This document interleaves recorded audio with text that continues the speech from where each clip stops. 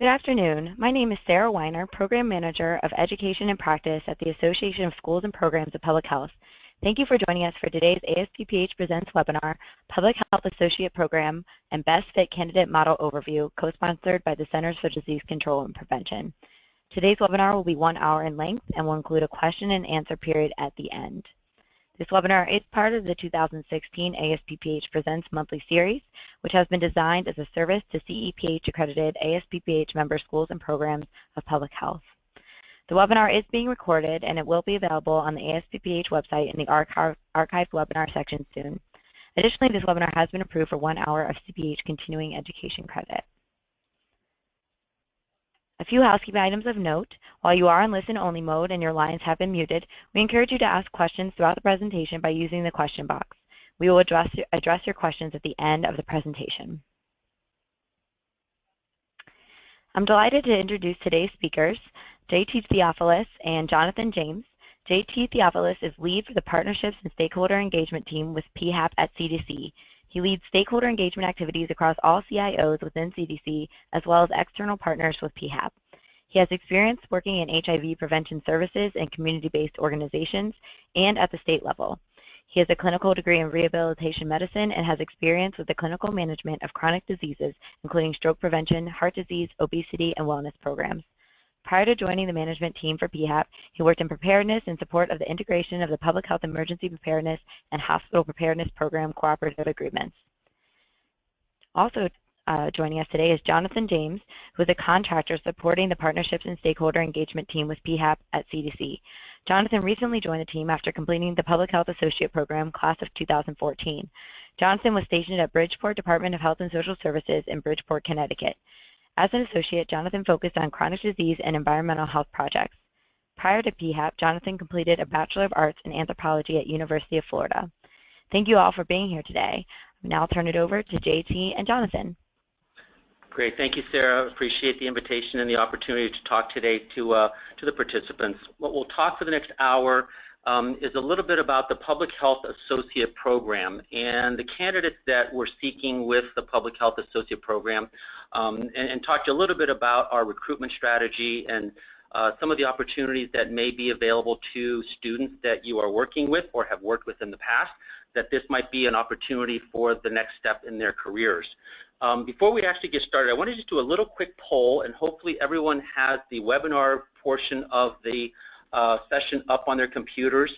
If not, I'm just going to read it to you. If you can go ahead and actually vote for what is your knowledge level of PHAP. I have no knowledge of PHAP, I've heard of PHAP, I have some knowledge of PHAP, or I'm well informed about PHAP. Please go ahead and vote now if you can.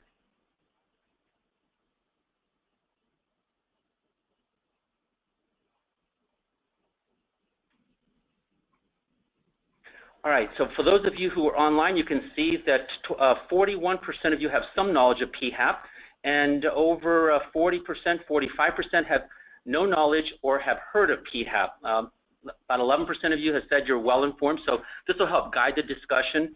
Make sure that if you have questions along the way to either pose them in the chat box or save them until the end of the session, and we'll be happy to make sure that you have a good understanding of what PHAP is. So there's one more polling question that we want to actually ascertain and say, for those of you who heard about PHAP, have you encouraged students to apply to the program as an associate? It's a simple yes, a simple no, or you might not be sure. So if you can vote now, if you have encouraged students to apply to PHAP as an associate.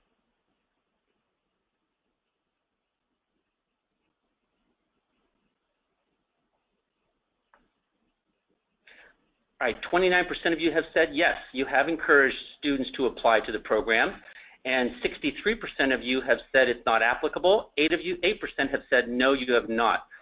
This is ideal because this is going to be an excellent review of our recruitment strategy and how you may be able to leverage this with potential students and candidates who really are a good fit for the Public Health Associate Program meeting the requirements. Okay?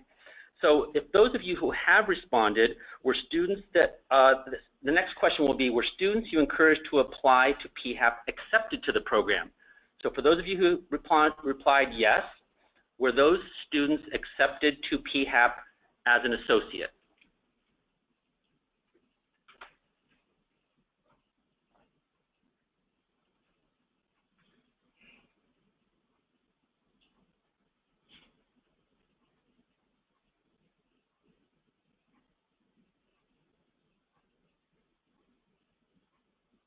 and folks should be voting. Perfect. We see 21% of you who have encouraged candidates to apply were actually accepted into the program. So that is an excellent indication of the matching of a good candidate for PHAP and what the program is about with respect to the recruitment strategy. So let's talk a little bit, if we can, about the session objectives for today.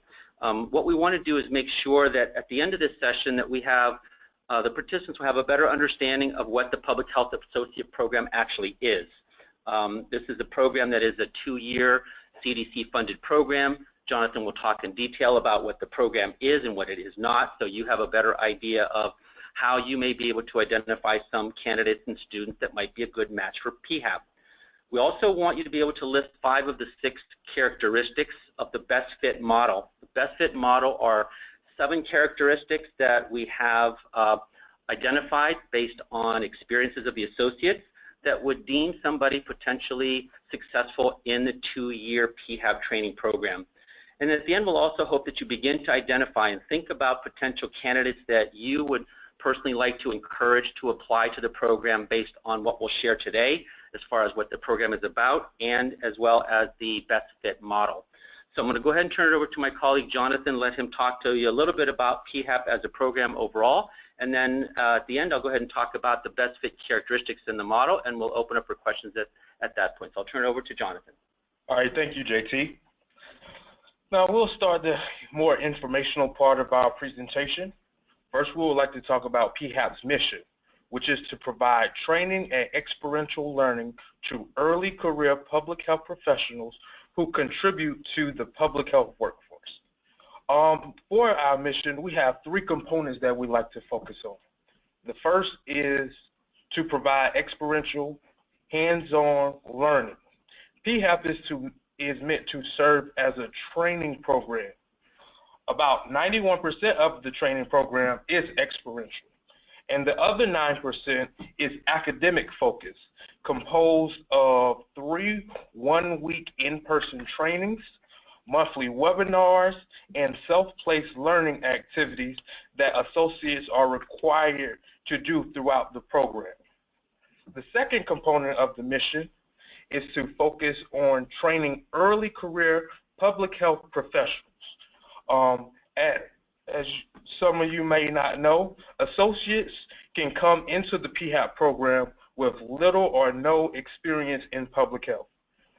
But associates are required to have at least a bachelor's or master's levels degree. The third component of our mission is to contribute to the public workforce. We expect that the associate help meet the overall mission and vision of the whole site that they are placed at. Next, we will talk about what PHAP is. The Public Health Associates Program is a 2-year competency-based training program. Associates coming into the program are not required to have any public health experience, but have shown some type of interest in public health.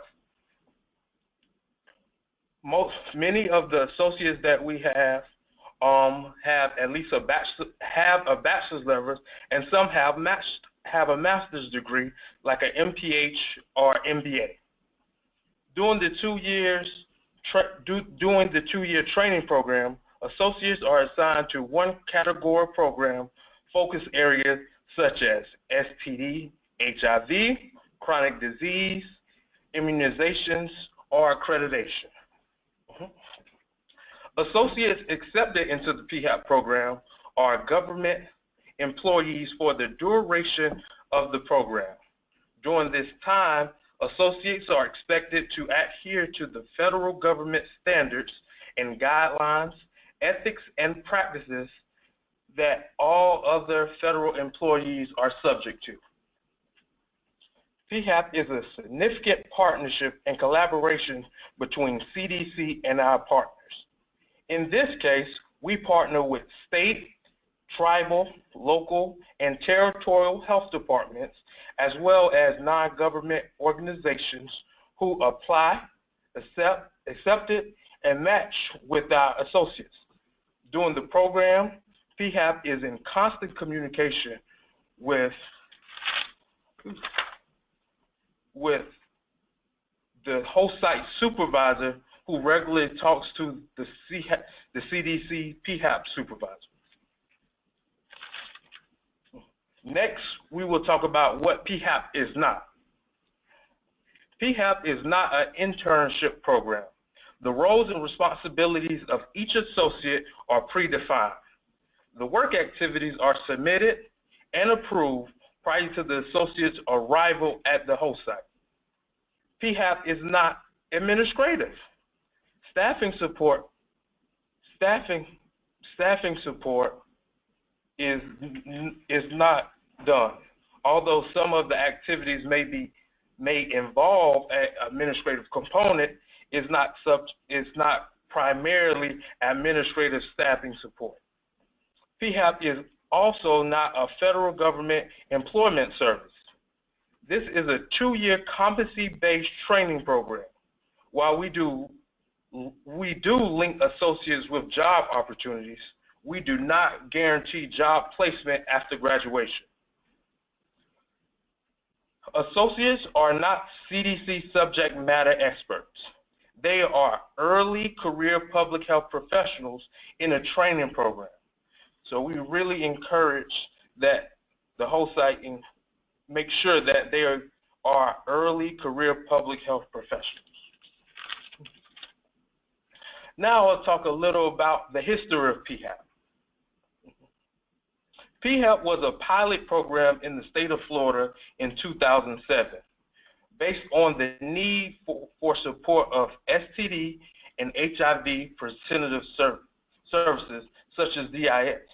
The program started with 10 associates.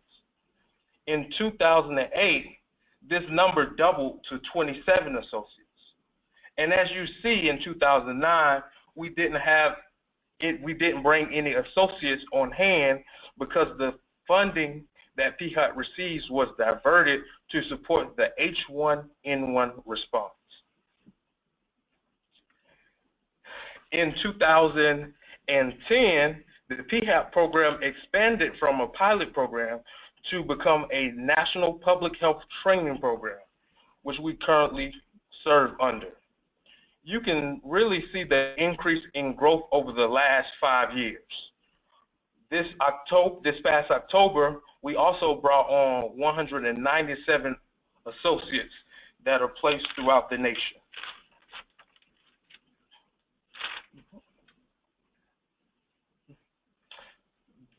The PHAP program has 3 approaches that we really try to highlight.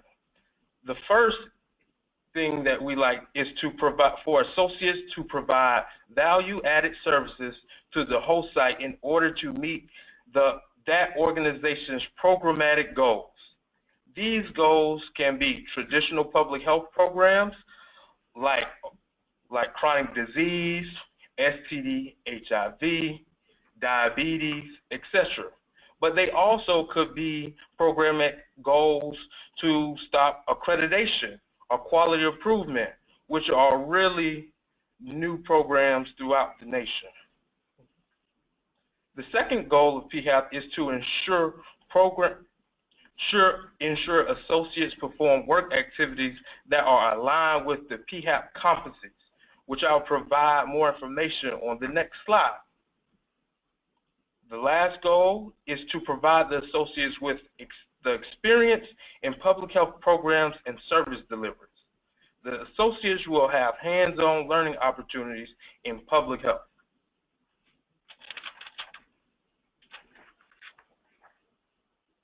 As mentioned several times during our presentation, PHAP is a competency-based training program. The work activities and assignments will provide opportunities for the associate to meet the 9 competencies that we will talk about now. These competency domains are analytical and assessment, public health science, program planning, management and improvement, public health law, professionalism, communication, diversity and inclusion, community dimensions of public health, financial planning and management. There are a number of sub-competencies under each of the 9 competencies domains. This allows the associate to develop his or her public health skill set. Now we'll turn the presentation over to JT, who will talk about the best fit model. Okay, thank you, Jonathan.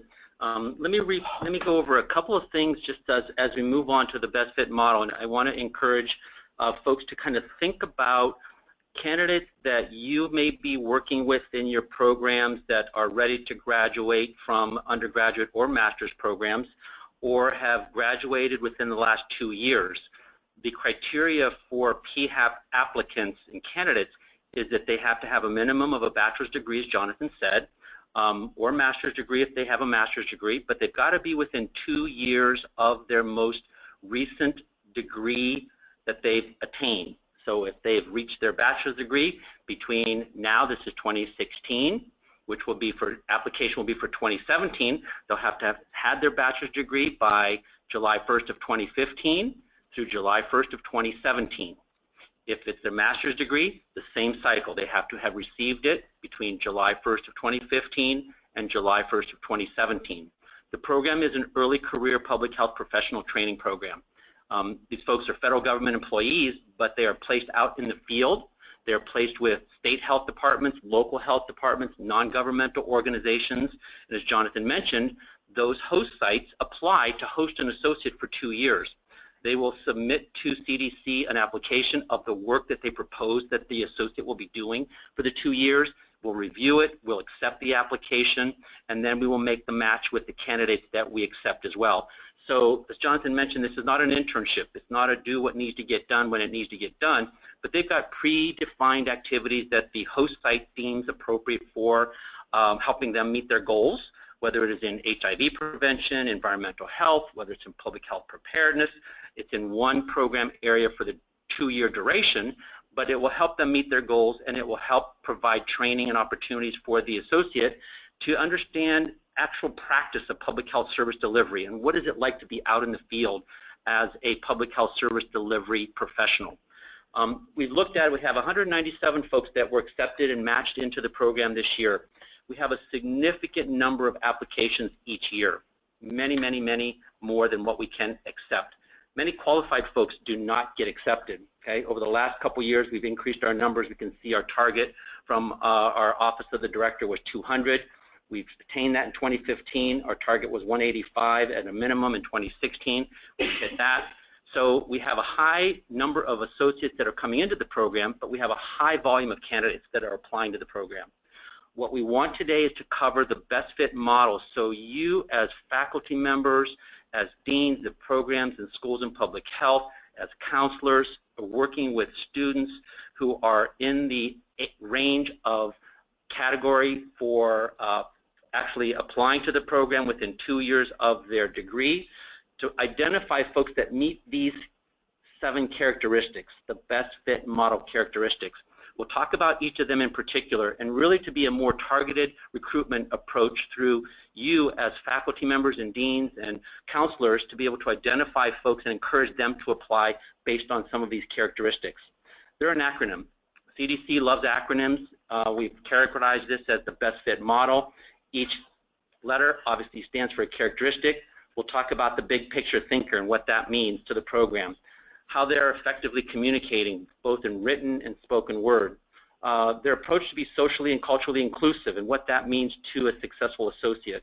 Thriving in a dynamic environment and flexibility go hand in hand, and we'll talk in detail about that. The intelligent component and the factor as far as the requirements from a grade point standpoint, and their tactile learner as far as how they best learn. As Jonathan mentioned, this is an experiential learning program where the associate will actually get their hands on public health service delivery. They'll collect water samples. They'll work with the community. They will do disease investigations. They'll do partner outreach activities. So it's really practicing and putting to practice the components of what they may have learned academically if they have a degree in public health, or if not, to understand the principles and policies and practices of public health, and then actually do some of the work that's associated with public health service delivery. So let's go ahead and talk in detail a little bit about the B of the best fit model, which is a big picture thinker. These candidates are going to come into the program, apply, and maybe doing a very focused scope of work within their host site that is within a certain program focus area, perhaps environmental health or chronic disease or public health preparedness. Their work may be very focused and targeted within that program focus area. We want the candidates to be able to understand that the work that they do and how that contributes to the larger scope of the program focus area in which they're working, how their work contributes to the goals and mission of the host organization in which they're working, as well as to the public health workforce in general and to the community in general. Associates are not going to change the world in 2 years. Okay? We'd love to think that they can. We'd love to believe that they can, but realistically, they're not going to change the world in a 2-year training program.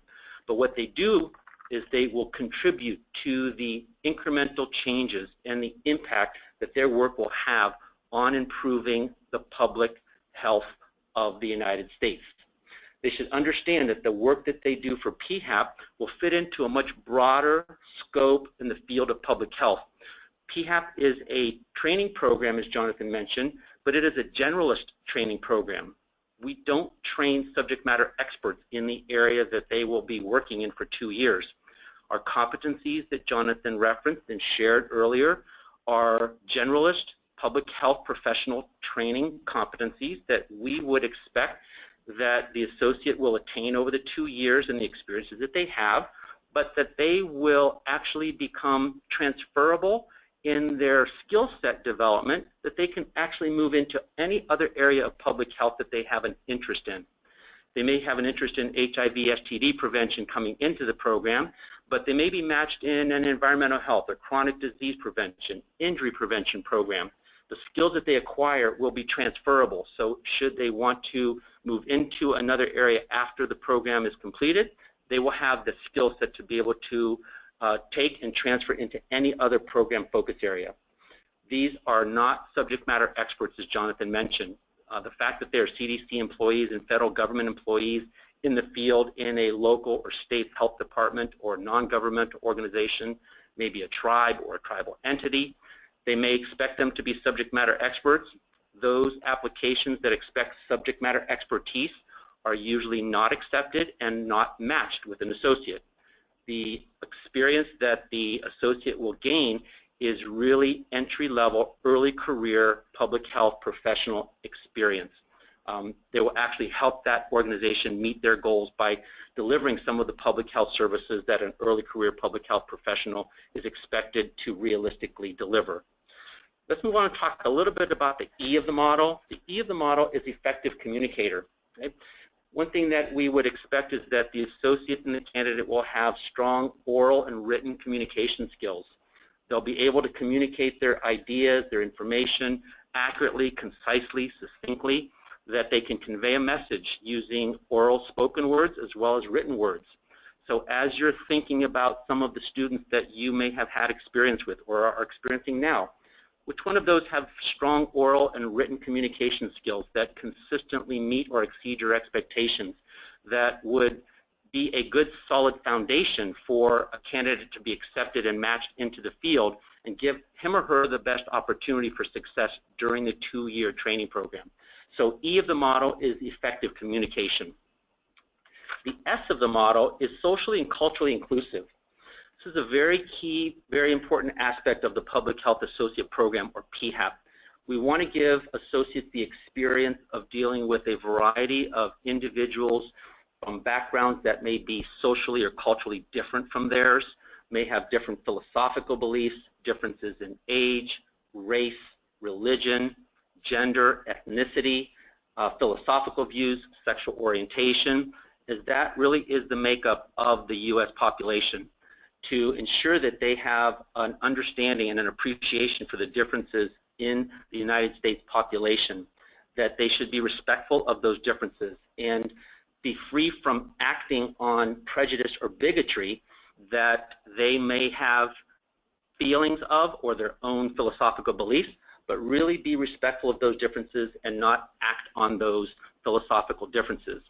The population that they work with will be based on the needs of the host site and the location where they go. We have applications from, like we said earlier, state health departments, local health departments from cities and counties. We have applications from the U.S. territories and Hawaii, U.S. Puerto Rico, the U.S. Virgin Islands. They may have different capacity of understanding the English spoken word or English written word.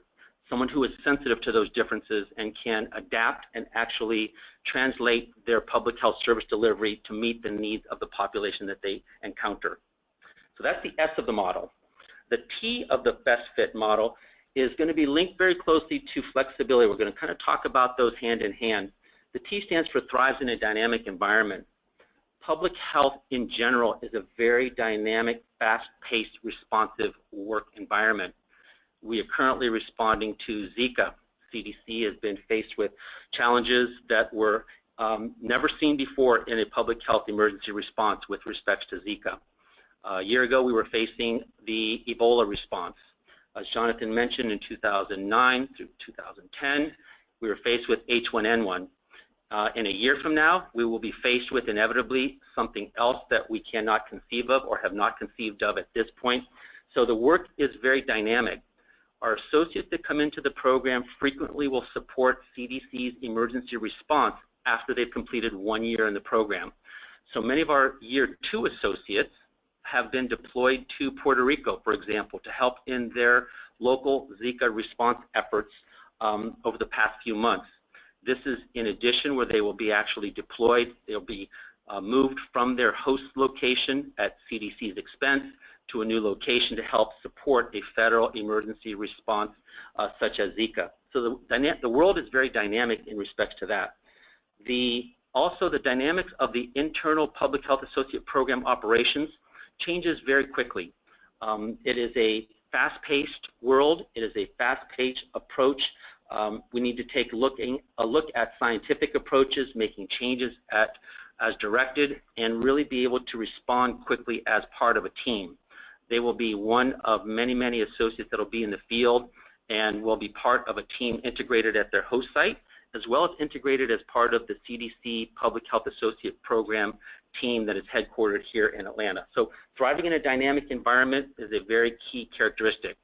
Think about students and candidates and graduates that you may have worked with that do well in a dynamic environment, that meet the criteria as far as the time frame of when they're eligible to apply, and think if they might be a good candidate thriving in a dynamic environment.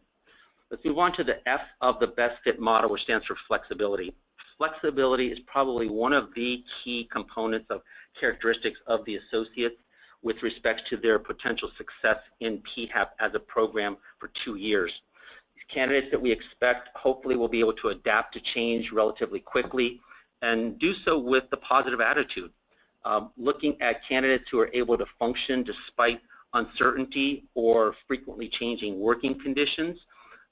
One of the examples that I will share with flexibility is that the application process is a fairly long process. It will start in January of 2017, and the application review process through the federal government and through PHAP and the matching process, they will hear periodically throughout the process, but they may not hear until August or early September if they have been successfully accepted and matched, and where they will potentially be asked to relocate in October to start the program. So there's an element of someone who is comfortable with uncertainty between January and maybe July or August as far as what the next step may be for their career with respect to PHAP. Flexibility is also key throughout the 2-year program. There's a lot of dynamic changes with the program. As Jonathan mentioned, we travel them back to Atlanta 3 times for 1-week training periods. That is key. The process to actually manage travel as a federal employee is somewhat laborious and somewhat tedious. It doesn't happen overnight.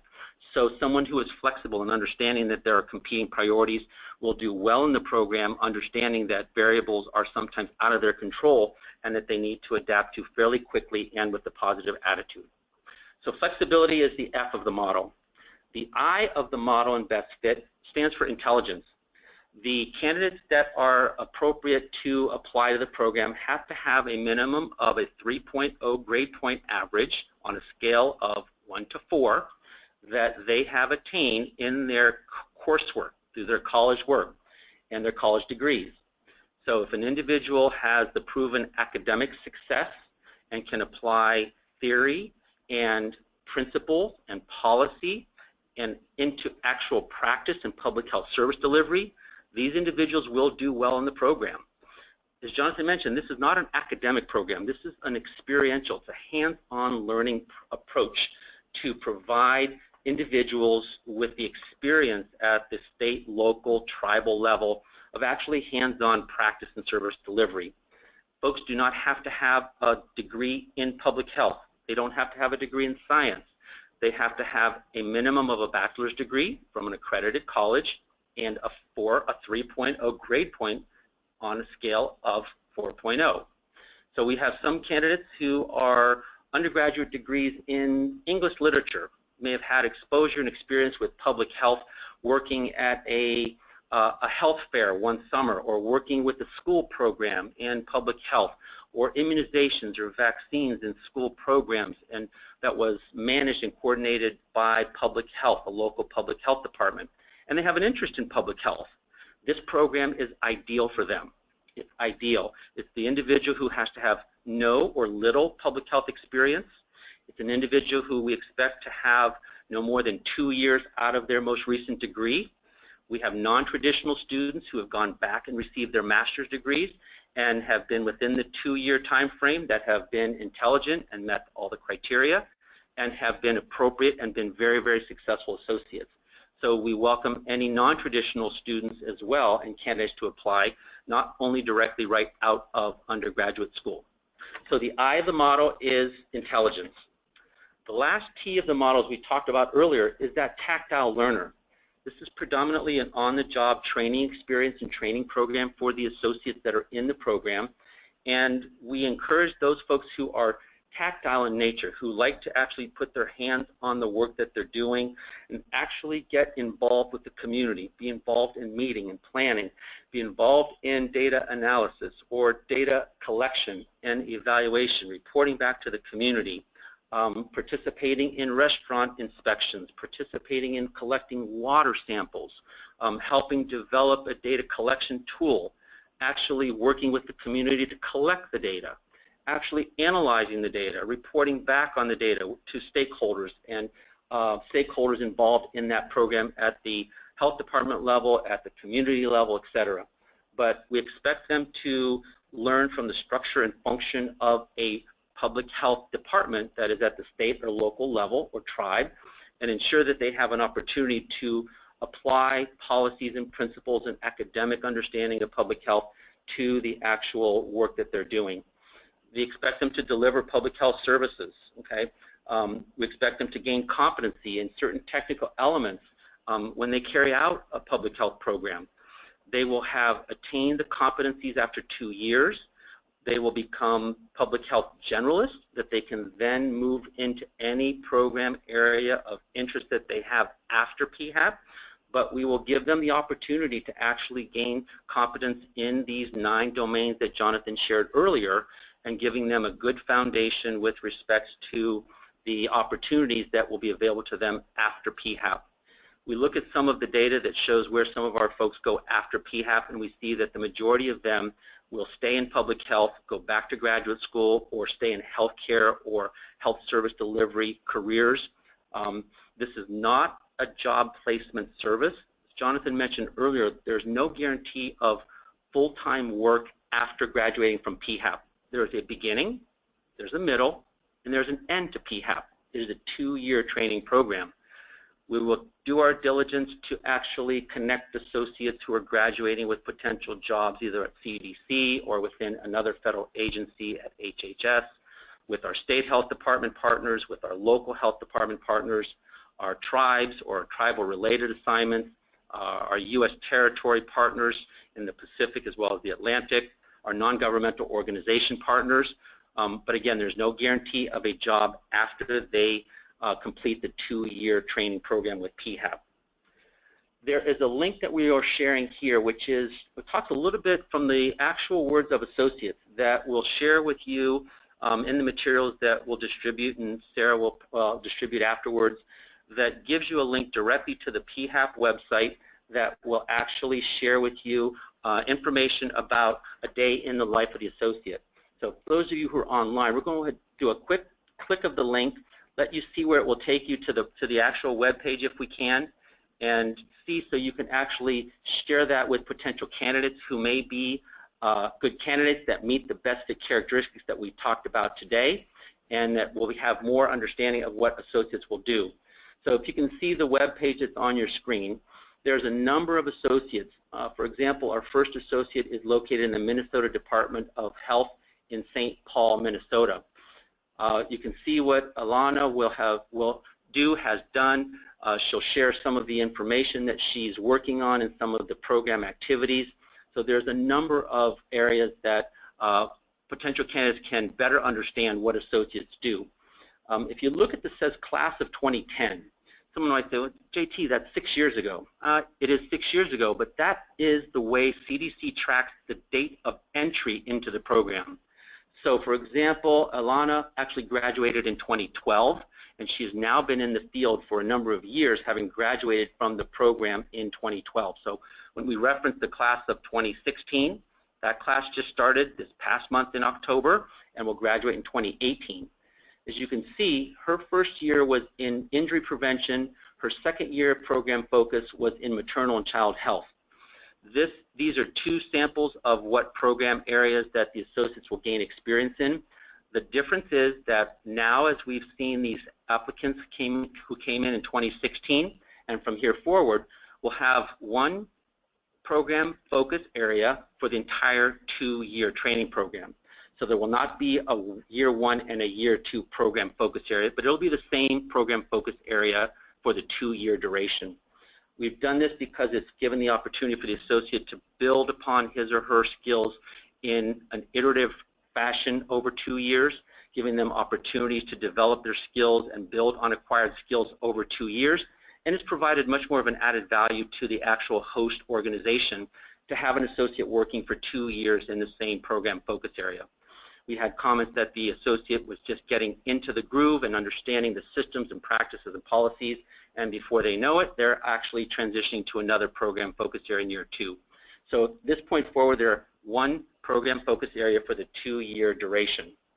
Let me talk real briefly before we open up for some questions on the PHAP timeline. So you as faculty and counselors and deans and programs of public health have an understanding of what is coming up on an annual basis.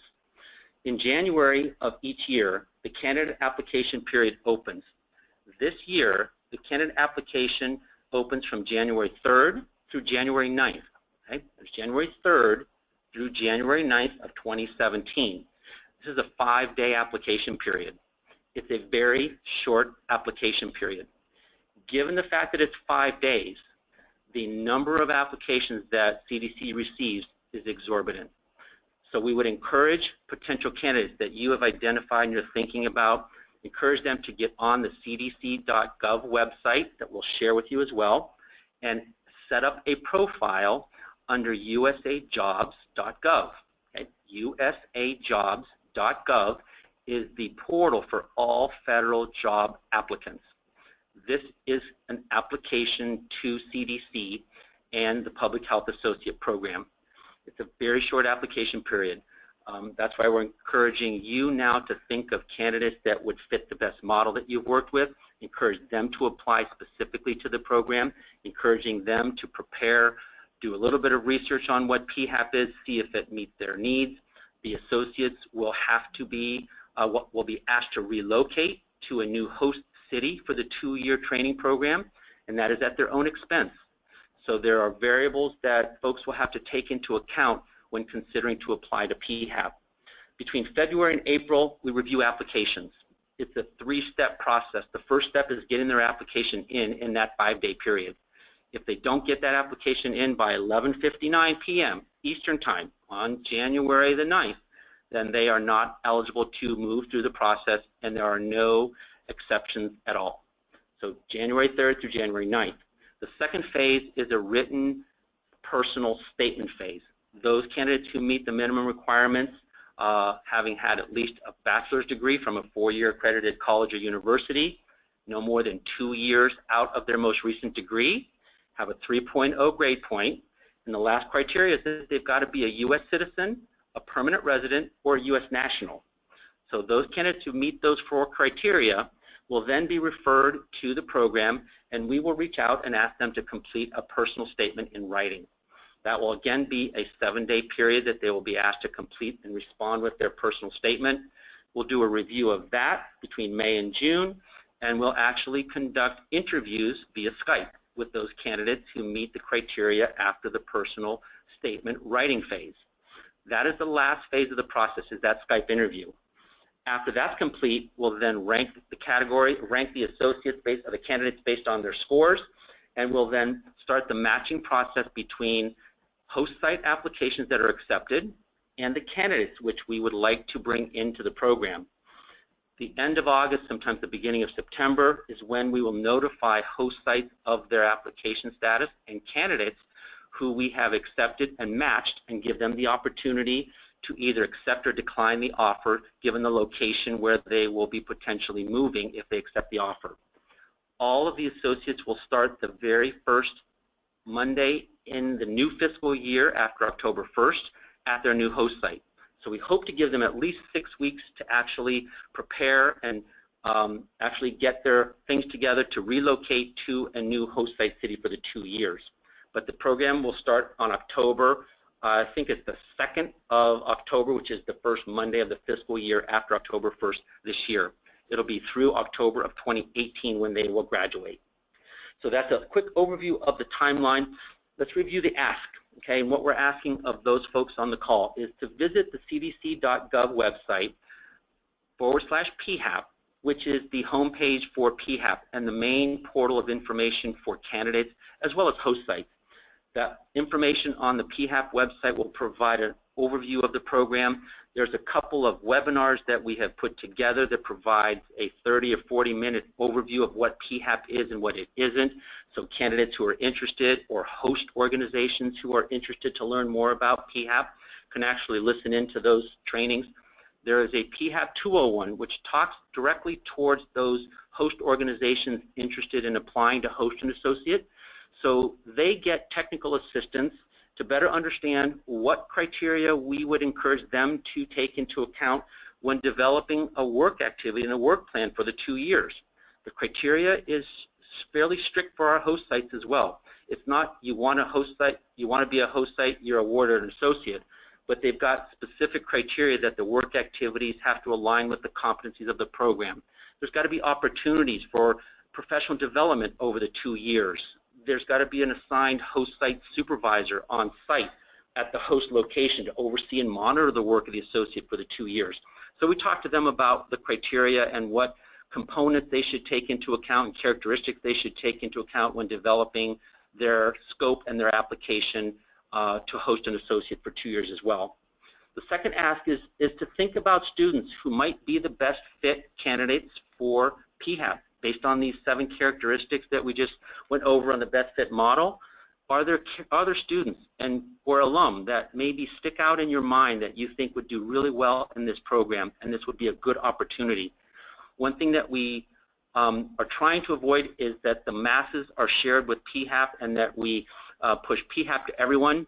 That's a great opportunity, and we're more than happy to receive applications from qualified candidates, but our push in our strategy is that hopefully you who have the best hand and the best experience with some of the potential candidates, to encourage them to apply who you think would be a good fit for PHAP, and that PHAP would be a good fit for them, that this would be a good opportunity for these students who would do potentially well in a somewhat flexible environment, a dynamic environment with some social and cultural differences in populations that they deal with, someone who speaks well and can write fairly efficiently and accurately and concisely.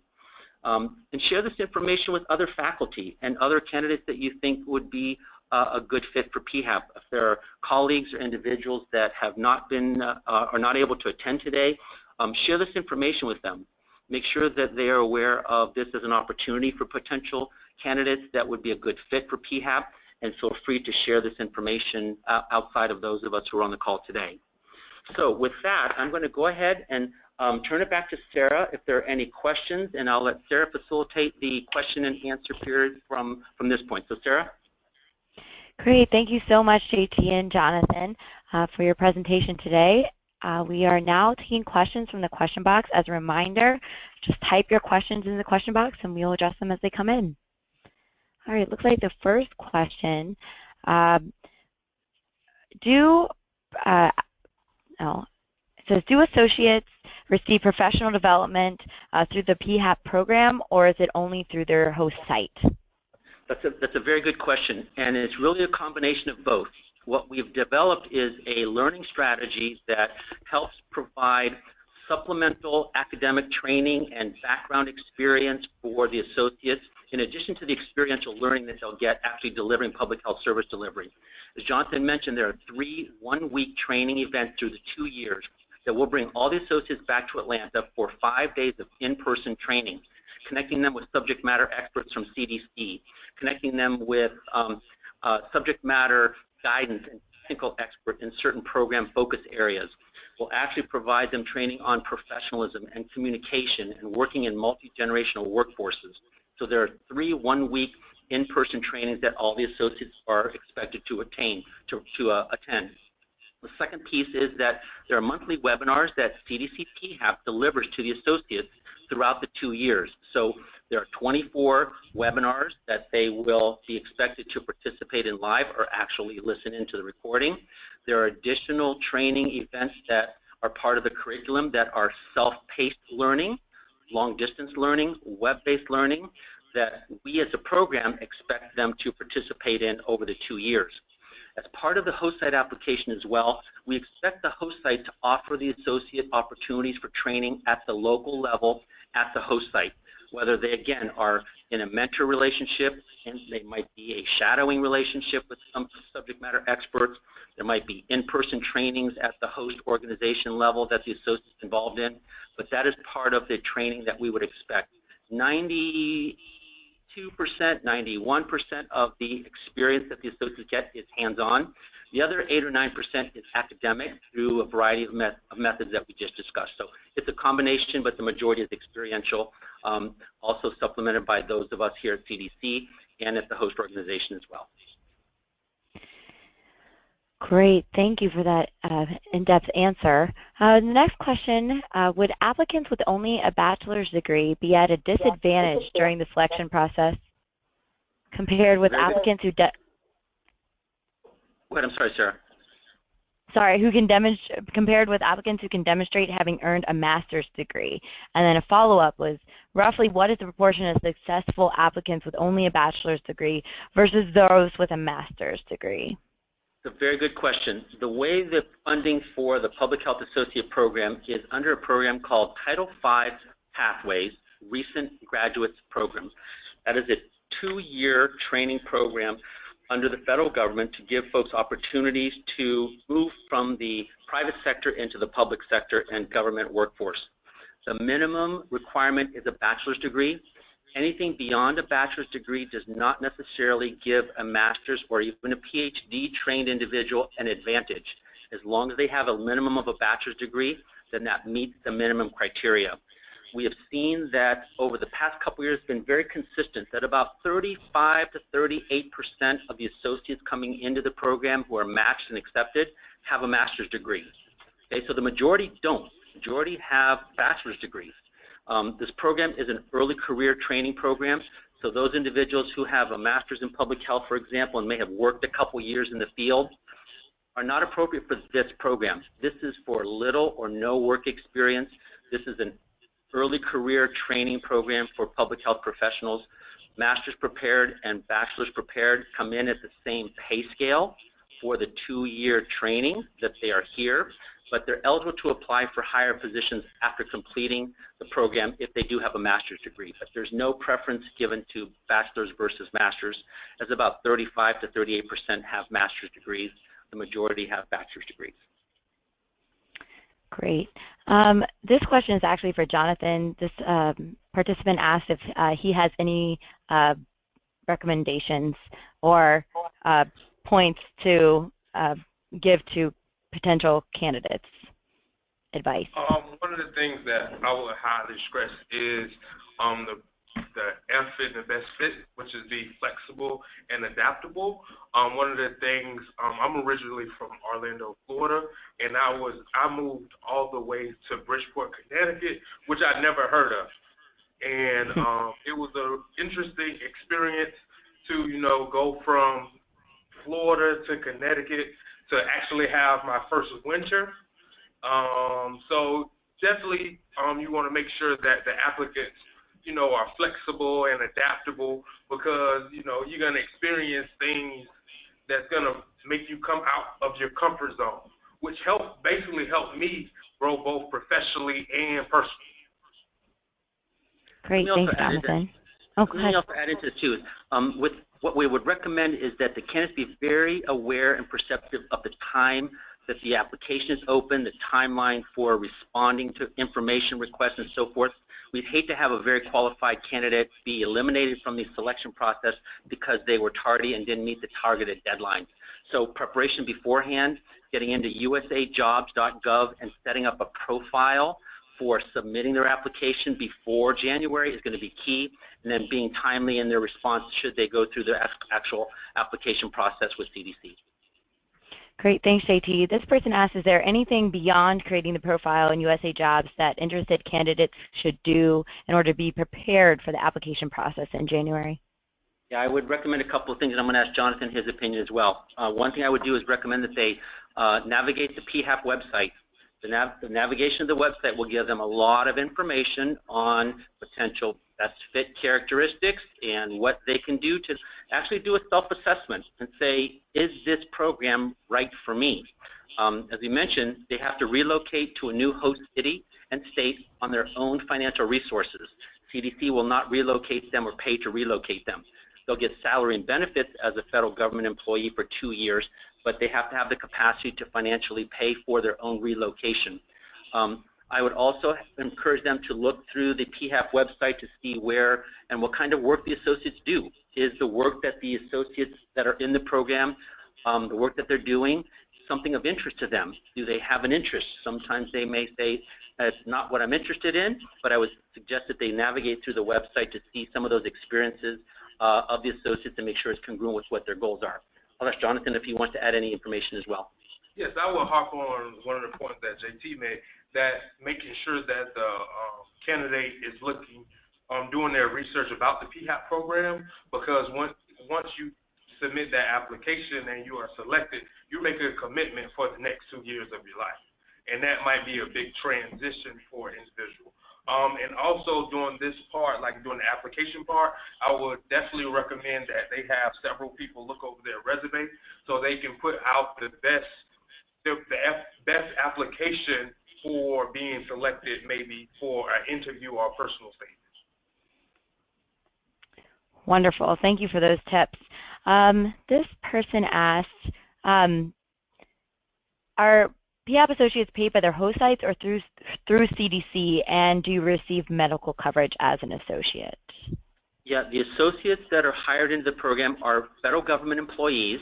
They're paid by CDC. That includes salary and benefits.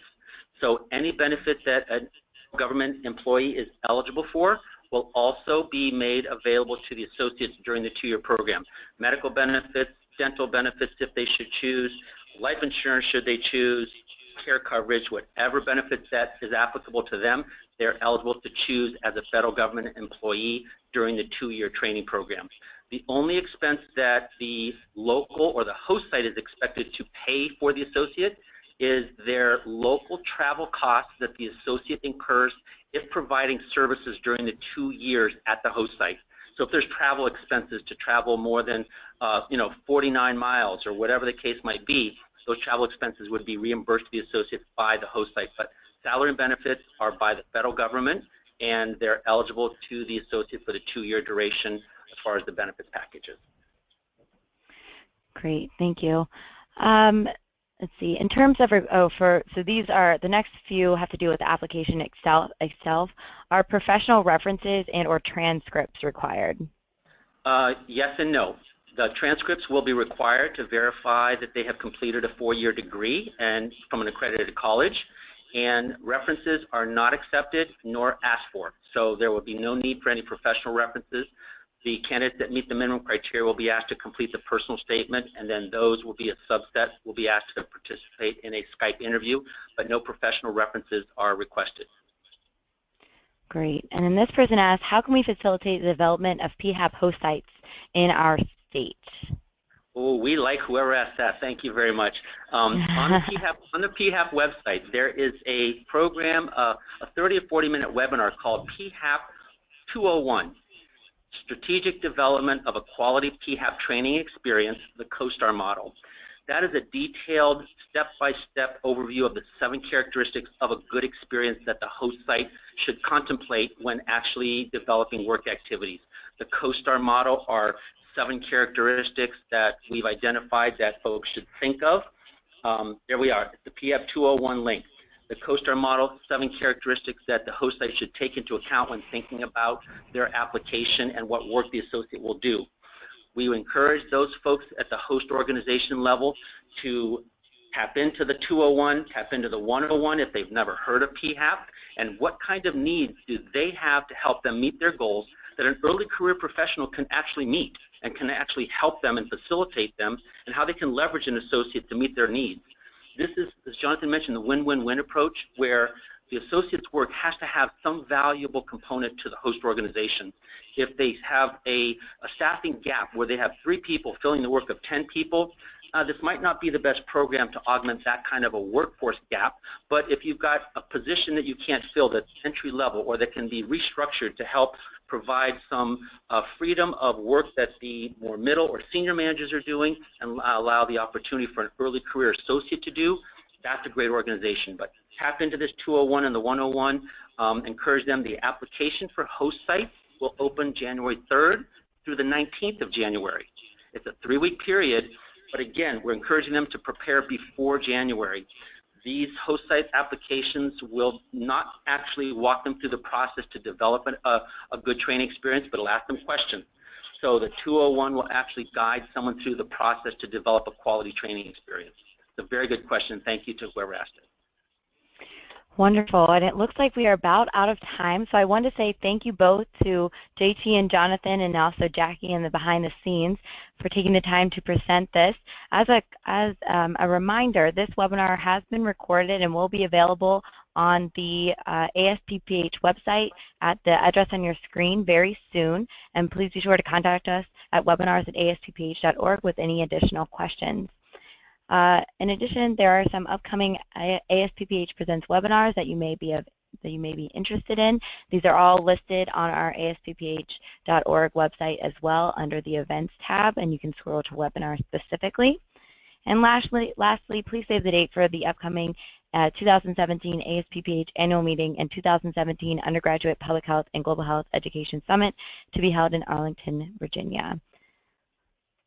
Thanks again to our speakers, and thank you to our participants. This webinar is now adjourned.